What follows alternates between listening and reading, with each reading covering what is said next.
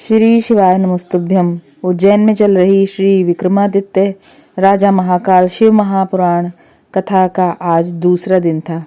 किसी कारणवश अगर आप आज की कथा नहीं सुन पाए तो हम आपके लिए लेकर आए हैं कथा की विशेष जानकारी और उपाय। आज की कथा में गुरुजी ने बताया था कि तुमरुका जी ने कहा था कि जब आप शिव जी पर जल चढ़ाते हैं, जल समर्पित करते हैं, तो उस जल को आप धीरे धीरे करके चढ़ाएं, यानी कि आप जल्दबाजी में एक साथ जल सारा एक साथ डाल दें। आपको धीरे धीरे जल चढ़ाना है, उससे आपके जो भी रोग कष्ट होंगे वो धीरे धीरे समाप्त हो जाएंगे। आज की कथा में प्रीति जी का पत्र आया था। उन्होंने बताया कि उनका बेटा फौज की तैयारी कर रहा था कई सालों से, पर सफलता नहीं मिल पा रही थी। फिर उनकी माता ने शिव महापुराण की कथा सुनी और उन्होंने बताया कि सावन में पार्थिव शिवलिंग का उन्होंने निर्माण किया था और उसकी पूजा की थी घर पर, और उन्होंने पशुपति व्रत किया। अपने बेटे से भी कहा जल चढ़ाने के लिए, उनका बेटा भी जल चढ़ाता था। बाबा की कृपा से उनके बेटे की नौकरी लग गई। आभार व्यक्त करने के लिए कथा पांडाल आए थे। आज की कथा में सृष्टि जी का पत्र आया था। उन्होंने बताया कि हम कथा पांडाल में इतनी भीड़ है कि हम उज्जैन वालों को भी जगह नहीं मिल पाती है कथा में बैठने की। लोगों की इतनी भीड़ है कथा में। उन्होंने कहा कि उज्जैन वालों को भी कथा में बैठने का मौका मिले। उन्होंने कहा कि हम जिससे भी मिलते हैं ऐसा लगता है कि जैसे हम महाकाल के भक्त से मिल रहे हैं। उन्होंने गुरुजी का धन्यवाद दिया था। उज्जैन में पहली बार कथा हो रही है गुरुजी की, तो उनको पहली बार मौका मिल रहा है कथा सुनने का। आभार व्यक्त करने के लिए कथा पांडाल में आई थी। आज की कथा में गुरुजी ने सभी से निवेदन किया कि बहुत बीमारी चल रही है फिर से, तो दो चीज़ों का ध्यान आप अवश्य रखिए। एक मुख पे मास्क और एक गले में रुद्राक्ष या तुलसी की माला जरूर पहनिए। गुरुजी ने कहा कि मुख पे मास्क पहनने से बीमारी से रक्षा होगी और गले में रुद्राक्ष और तुलसी की माला पहनने से सनातन धर्म की रक्षा होगी, क्योंकि बहुत से उपद्रवी लोग सनातन धर्म पर हमला कर रहे हैं, तो हमें अपने सनातन धर्म की रक्षा करनी है।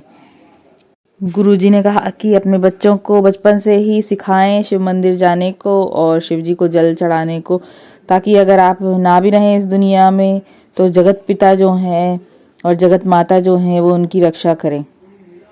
आज की कथा में शैलेंद्र जी का पत्र आया था। उन्होंने बताया कि उनकी धर्मपत्नी कई वर्षों से नौकरी के लिए तैयारी कर रही थी, लेकिन सफल नहीं हो पा रही थी। फिर उन्होंने शिव महापुराण की कथा सुनी और उन दोनों पति पत्नी ने पशुपति व्रत किया। भोलेनाथ की कृपा से जब सोमवार का व्रत था उसी दिन उनका रिजल्ट भी आना था। भोलेनाथ की कृपा से उनकी नौकरी लग गई। आभार व्यक्त करने के लिए कथा पांडाल में आए थे। आज की कथा में गुरुजी ने कहा कि 3 ऐसी जगह है जहाँ पे हमें अच्छे सलाहकारों की बहुत ज़्यादा आवश्यकता होती है। एक तो रोग में, जब हम रोग में अगर कभी गिर जाएं तो हमें कोई अच्छी सलाह देने वाला हो, और जब हम दुख में हो तो एक अच्छा गुरु सदगुरु हो जो हमें उस दुख से निकलने का उपाय बताए, और जब हम वस्त्र पहने तो एक अच्छा सलाहकार हो जो हमें अच्छे वस्त्र पहनने को गए।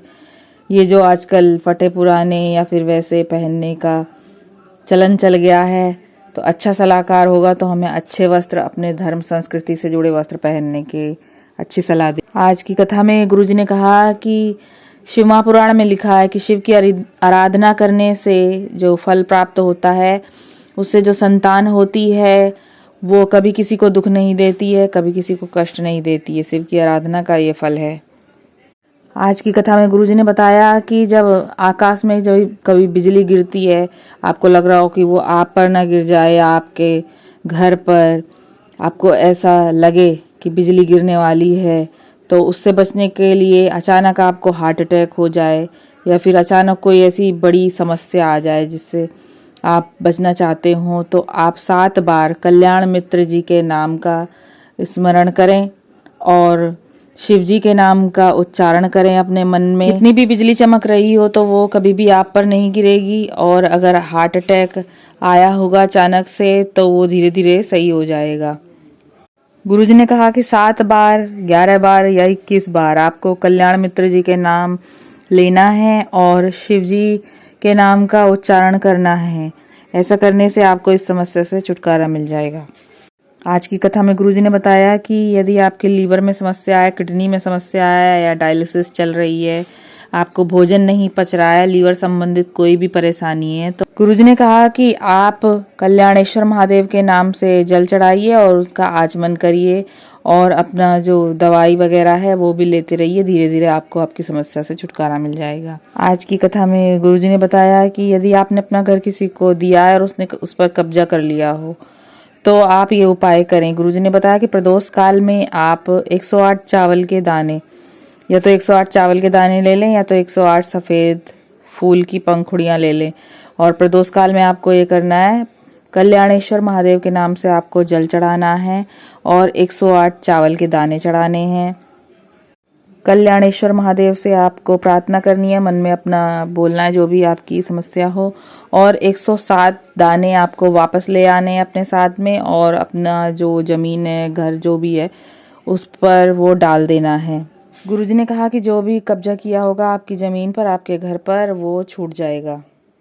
आज की कथा में गुरुजी ने कहा कि परमात्मा को पाने का, भगवान को पाने का सिर्फ एक ही तरीका है, आपका मन साफ होना चाहिए। जब आपका मन साफ होगा तो आपको परमात्मा आपके पास होगा। गुरुजी ने कहा कि शंकर भगवान की पूजा के लिए आपको ज़्यादा कर्मकांड करने की ज़रूरत नहीं है, ना बहुत ज़्यादा पाठ करने की ज़रूरत है। बस आपका मन साफ होना चाहिए। निर्मल मन जन सो मोहि पावा, मोहि कपट चल चित्र न भावा। गुरुजी ने कहा कि आपके जल में छल नहीं होना चाहिए। आप साफ मन से भगवान को जल समर्पित करें, वो आपकी हर समस्या का समाधान करेंगे। अगर वीडियो आपको थोड़ा भी उपयोगी लगा हो तो कृपया चैनल को लाइक, सब्सक्राइब और शेयर जरूर करिए, और बेल आइकन जरूर दबाइए ताकि आगे आने वाली वीडियो से संबंधित नोटिफिकेशन आपको मिलती रहे। हर हर महादेव।